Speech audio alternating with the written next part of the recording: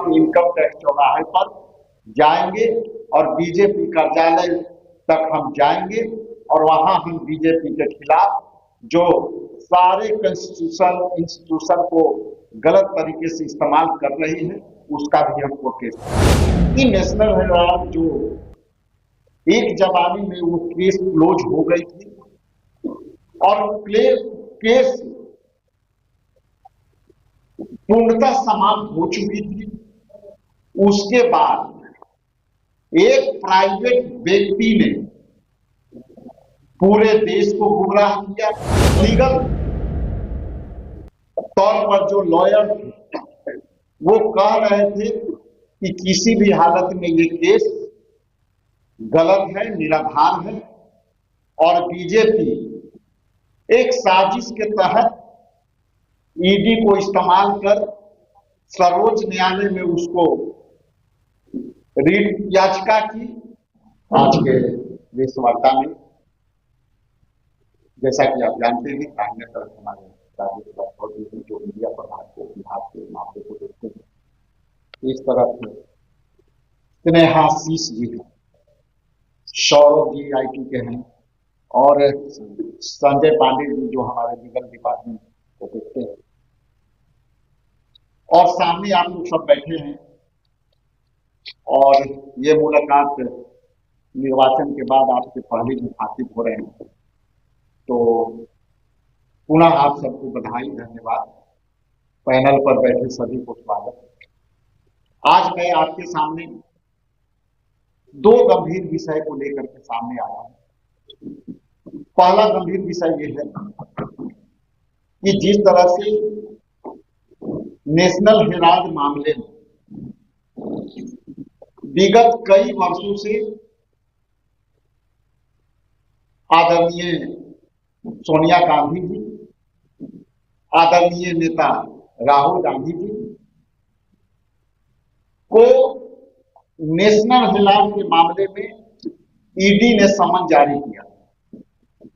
आपको स्मरण होगा कि इस विषय पर लेकर के लगातार अखिल भारतीय कांग्रेस कमेटी, बिहार प्रदेश कांग्रेस कमेटी लगातार आंदोलन कर रही थी और हमारे सभी नेता और लीगल जो लॉयर थे राष्ट्रीय स्तर पर, सुप्रीम कोर्ट में ये लगातार बातें चल रही थी कि नेशनल हेराल्ड जो एक जमाने में वो केस क्लोज हो गई थी और केस पूर्णतः समाप्त हो चुकी थी। उसके बाद एक प्राइवेट व्यक्ति ने पूरे देश को गुमराह किया, पूरे न्यायालय पद्धति को गुमराह किया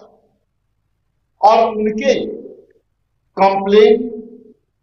पर ईडी ने समन जारी किया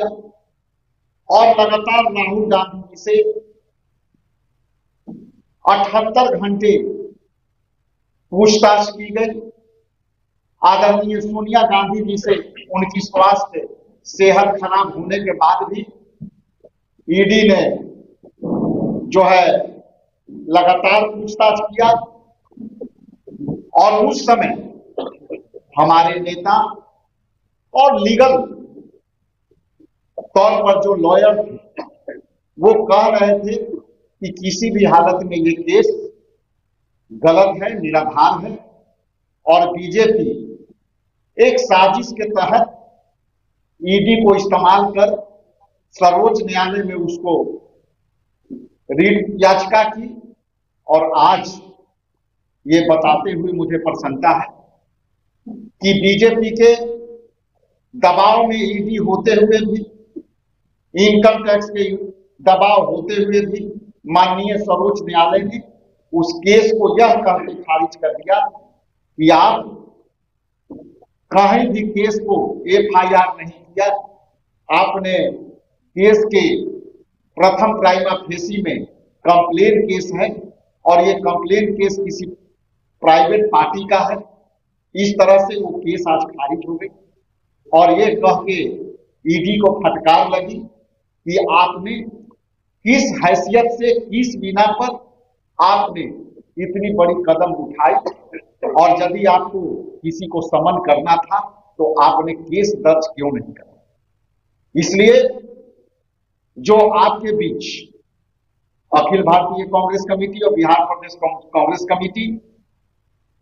साफ तौर पर स्पष्ट करती रही है कि इसमें बीजेपी हमारे नेताओं को डराने का काम किया, राहुल गांधी जी को डराने के लिए सारा ये समन जारी किया गया, पूछताछ किया गया, लेकिन न्याय योद्धा डरे नहीं और निडरता के साथ उन्होंने कहा कि एक दिन न्याय मिलेगा। और आज ये सर्वोच्च न्यायालय ने साफ तौर पर मना कर दिया और बीजेपी एक्सपोज हो गई। इसलिए ये जो विषय है, इस विषय के लिए मैं आप सबसे मुखातिब हुआ और इसके बाद इसी विषय को लेकर के हम इनकम टैक्स चौराहे पर जाएंगे और बीजेपी कार्यालय तक हम जाएंगे और वहां हम बीजेपी के खिलाफ जो सारे इंस्टीट्यूशन को गलत तरीके से इस्तेमाल कर रही है उसका भी हम प्रोटेस्ट करेंगे। दूसरा विषय आपके सामने मैं ये कहना चाहता हूं कि जैसा कि आप जानते हैं कि मुजफ्फरपुर जिला के ग्राम नवलपुर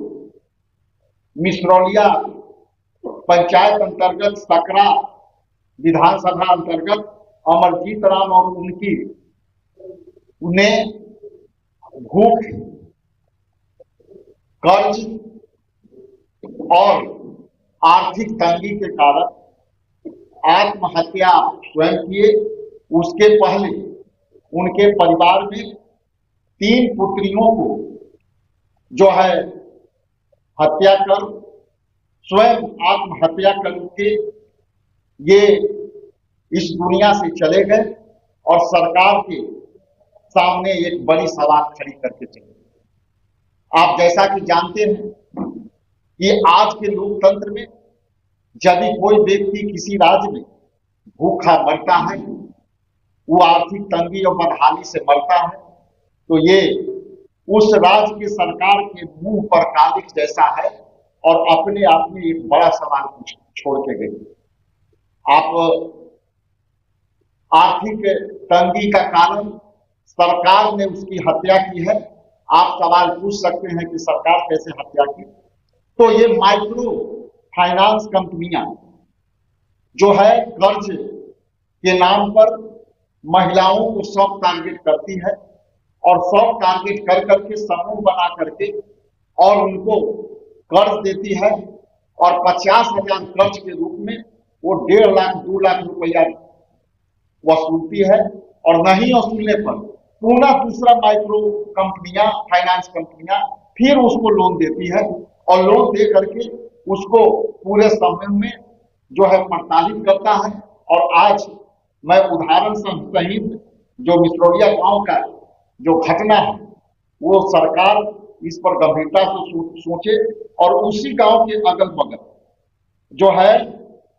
5 लोग अपने घर में ताला लगा करके चले गए और जब मैं वहां मैंने पता किया तो यह पता चला कि वो किसी ने 50,000 समूह से पैसे लिए, माइक्रो फाइनेंस कंपनियां से लिए और पैसा नहीं देने के कारण वो अपने घर परिवार को त्याग कर अपने घर के ताले लगा करके चले गए। वो बीपनपुर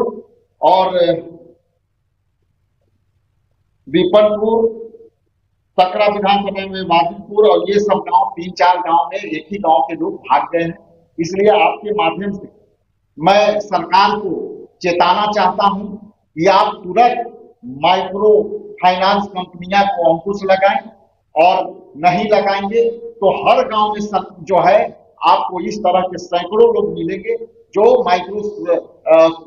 फाइनेंस कंपनियां से पैसे लिए और समूह जो महिला के समूह होती है उसके माध्यम से उनको लूटे गए और जब आर्थिक तंगी होती है तो या तो लोग आत्महत्या कर लेते हैं या फिर इस जो है अपने घर में ताले लगा करके भाग रहे हैं। और ये बड़ी षड्यंत्र है सरकार के साथ, भ्रष्टाचार का षड्यंत्र है सरकार के साथ। चूंकि माइक्रो फाइनेंस कंपनियां सरकार के नुमाइंदे से मिलकर स्वयं सहायता समूह को इस्तेमाल करती है और ऐसे लोगों को, गरीब लोगों को, खास करके गरीब महिलाओं को टारगेट करती है। और ये इस वजह से लोग फाइनेंस के कारण, भूखमरी के कारण, आर्थिक तंगी के कारण लोग सूदखोरी के शिकार हो रहे हैं।